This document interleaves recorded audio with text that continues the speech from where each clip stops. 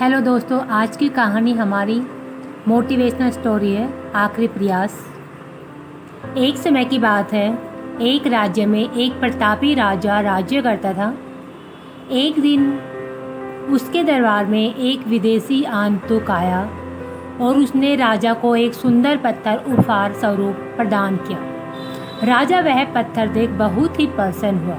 उसने उस पत्थर से भगवान विष्णु की प्रतिमा का निर्माण कर उसे राज्य के मंदिर में स्थापित करने का निर्णय लिया और प्रतिमा निर्माण का कार्य राज्य के महामंत्री को सौंप दिया। महामंत्री गांव के सर्वश्रेष्ठ मूर्तिकार के पास गया और उसे वह पत्थर देते हुए बोला, महाराज मंदिर में भगवान विष्णु की प्रतिमा स्थापित करना चाहते हैं। 7 दिवस के भीतर इस पत्थर से भगवान विष्णु की प्रतिमा तैयार कर राजमहल पहुंचा देना। इसके लिए तुम्हें 50 स्वर्ण मुद्राएं दी जाएंगी। 50 स्वर्ण मुद्राओं की बात सुनकर मूर्तिकार खुश हो गया और महामंत्री के जाने के उपरांत प्रतिमा का निर्माण कार्य प्रारंभ करने के उद्देश्य से अपने औजार निकाल लिए। अपने औजारों में से उसने एक हथौड़ा लिया और पत्थर तोड़ने के लिए उस पर हथौड़े से वार करने लगा, किंतु पत्थर जस का तस रहा। मूर्तिकार ने हथौड़े के कई बार पत्थर पर किए, किंतु पत्थर नहीं टूटा।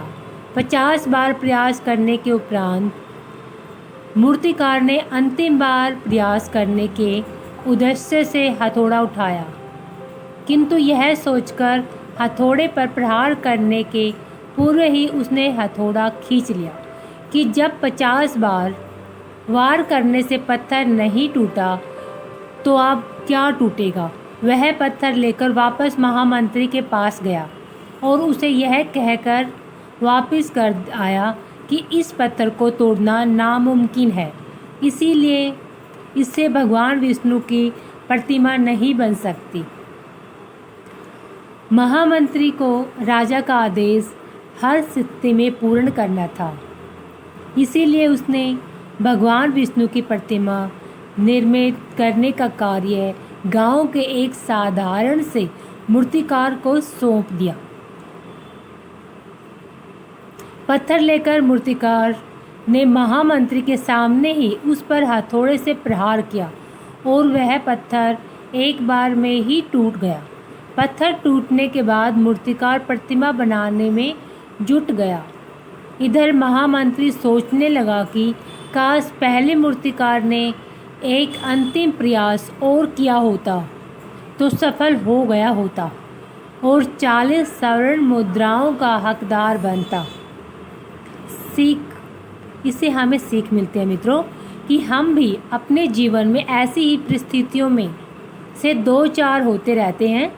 कई बार किसी कार्य को करने के पूर्व या किसी समस्या के सामने आने पर उसका निराकरण करने के पूर्व ही हमारा आत्मविश्वास डगमगा जाता है और हम प्रयास किए बिना ही हार मान जाते हैं।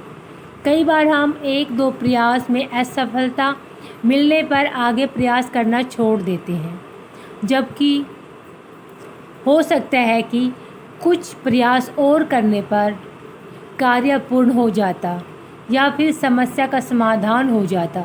यदि जीवन में सफलता प्राप्त करनी है तो बार बार असफल होने पर भी तब तक प्रयास करना नहीं छोड़ना चाहिए जब तक सफलता नहीं मिल जाती।